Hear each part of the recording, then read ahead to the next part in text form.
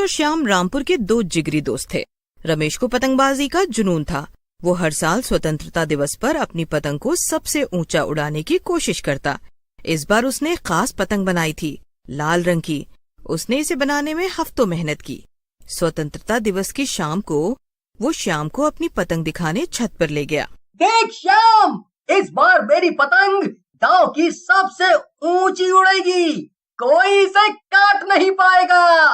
रमेश, तू हर साल यही कहता है, लेकिन माया चाची की वो चुड़ैल वाली कहानी, वो कहती है कि उसकी पतंग आज भी आसमान में उड़ती है। अरे ये सब बूढ़ों की बनाई कहानियां हैं। चुड़ैल वुड़ैल कुछ नहीं होता, तू बस मेरे साथ पतंग उड़ा। तभी रमेश की छोटी बहन राधा छत पर आ गई। वो जिज्ञासु थी और हमेशा अपने भाई के साथ रहना पसंद करती थी। भैया, मुझे भी पतंग उड़ानी है, मैं तुम्हारी चरखी पकड़ूंगी। ठीक है राधा, लेकिन ज्यादा उछल कूद मत करना। और श्याम, उस चुड़ैल वाली बात को भूल जा, आज रात हम मजे करेंगे। रमेश की पतंग हवा में तैर रही थी और वो जोश में चिल्ला रहा था। तभी एक अजीब सी पतंग आसमान में नजर आई। वो काली थी। रमेश ने अपनी डोर को तेजी से खींचा और उसकी पतंग उस काली पतंग के पास गई। कुछ ही पलों में उसने जोर से खींचा और चिल्लाया। काली पतंग हवा में लहराई और नीचे गिरने लगी। रमेश खुशी से उछल पड़ा, लेकिन श्याम और राधा के चेहरे पर डर था। भैया, मुझे कुछ ठीक नहीं लग रहा है। वो पतंग वो अपने आप उड़ रही थी, जैसे उसे कोई पकड़े हुए हो। राधा, तू भी श्याम की तरह डरपोक बन रही है। चल, अब और पतंग उड़ाते हैं। लेकिन उस रात कुछ अजीब होने वाला था। जैसे ही गांव में रात गहरी हुई, हवा में एक ठंडक फैल गई। पतंगबाजी का शोर धीरे धीरे कम हो गया और गांव में सन्नाटा छा गया। रमेश, श्याम और राधा छत से नीचे उतर आए। जैसे ही वो घर के अंदर गए, रमेश को बाहर से एक अजीब सी आवाज सुनाई दी, जैसे कोई औरत धीमे धीमे गा रही हो। आवाज में एक अजीब सी ठंडक थी, जो रीढ़ की हड्डी तक उतर रही थी। ये क्या आवाज है श्याम, तूने सुना? हाँ, ये तो वैसी ही आवाज है जैसी माया चाची ने बताई थी। वो कहती थी कि चुड़ैल गाना गाती है और जो उसका गाना सुनता है वो उसका शिकार बन जाता है। भैया, मुझे डर लग रहा है, चलो ना माँ पापा को बताते हैं। रमेश ने हिम्मत जुटाई और बाहर देखने का फैसला किया। उसने दरवाजा खोला और बाहर झांका।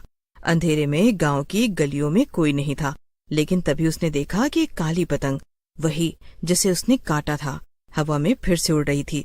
और इस बार पतंग के पीछे एक लंबी काली साए जैसी आकृति थी, जो धीरे धीरे उनके घर की ओर बढ़ रही थी। साए के पास एक भयानक चेहरा था, लंबे उलझे बाल। लेकिन इससे पहले कि श्याम दरवाजा बंद करता, एक ठंडी हवा का झोंका घर के अंदर आया और लाइटें टिमटिमाने लगी। राधा चीख पड़ी। तभी एक भयानक आवाज गूंजी।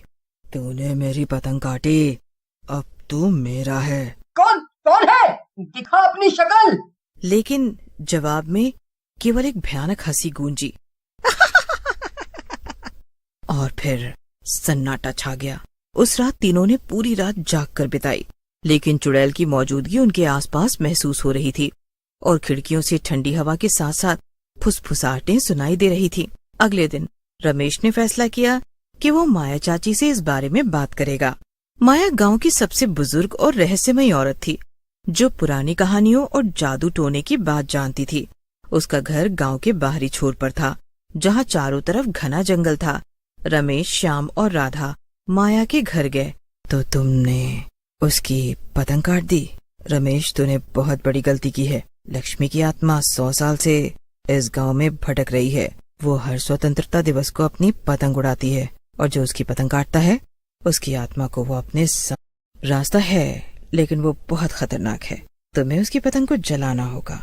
वो पतंग उसकी शक्ति का स्रोत है, लेकिन सावधान, वो तुम्हें रोकने की पूरी कोशिश करेगी, और अगर तुम नाकाम रहे तो तुम्हारी आत्मा हमेशा के लिए उसकी गुलाम बन जाएगी।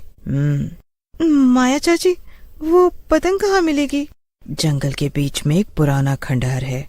वहाँ एक तहखाना है, जहाँ लक्ष्मी अपनी पतंग छिपाती है, लेकिन वहाँ तक पहुँचना इतना आसान नहीं।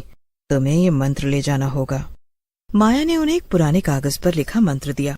इस मंत्र को पढ़ते रहना, ये तुम्हें उसकी शक्ति से बचाएगा। और हाँ, अपने साथ गंगा जल और एक तावीज जरूर रखना।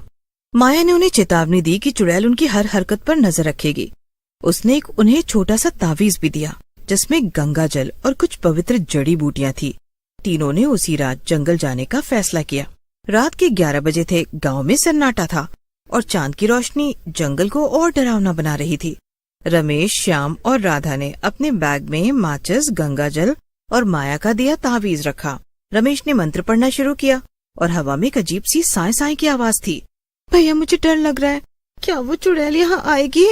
तभी पेड़ों के बीच में से एक काली पतंग उड़ती हुई नजर आई। उस पर बना चेहरा जैसे जीवित था। श्याम चीख पड़ा। रमेश ने मंत्र को और तेज पढ़ा। पतंग उनके पास रुकी और उस पर बना चेहरा जैसे हंस रहा था। तभी एक भयानक हंसी जंगल में गूंजी और एक बड़ी चुड़ैल वहां उड़ते हुए आ गई। तुम मेरी पतंग जलाने आए हो? मूर्ख बच्चे, तुम मेरे जाल से नहीं बच सकते। राधा ने तावीज को कसकर पकड़ा और मंत्र पढ़ना शुरू कर दिया।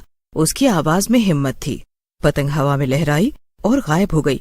लेकिन अब जंगल में कोहरा छा गया। रास्ता दिखना बंद हो गया। श्याम घबरा गया। कई घंटों की खोज के बाद उन्हें एक पुराना खंडहर दिखा।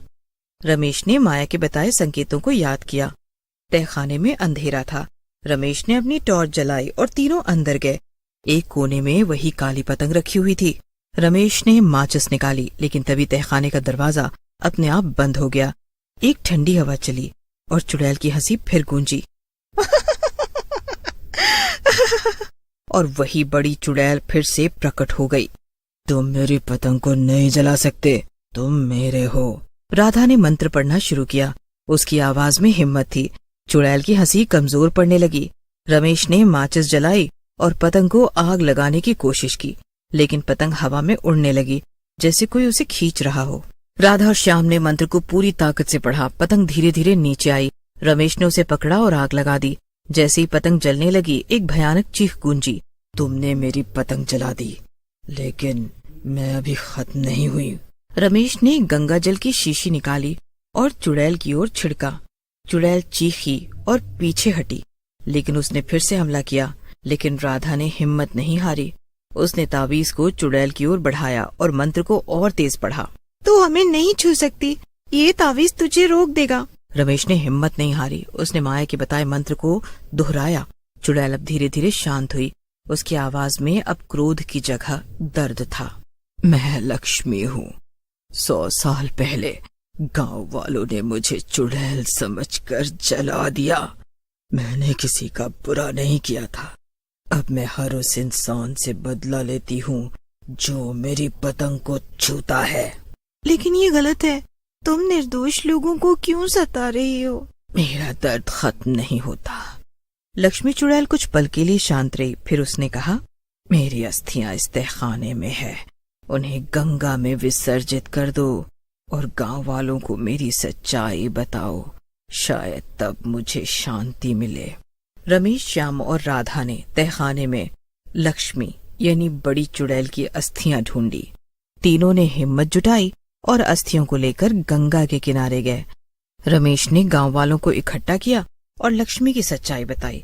पहले तो लोग डर गए, लेकिन फिर उन्होंने लक्ष्मी के लिए प्रार्थना की।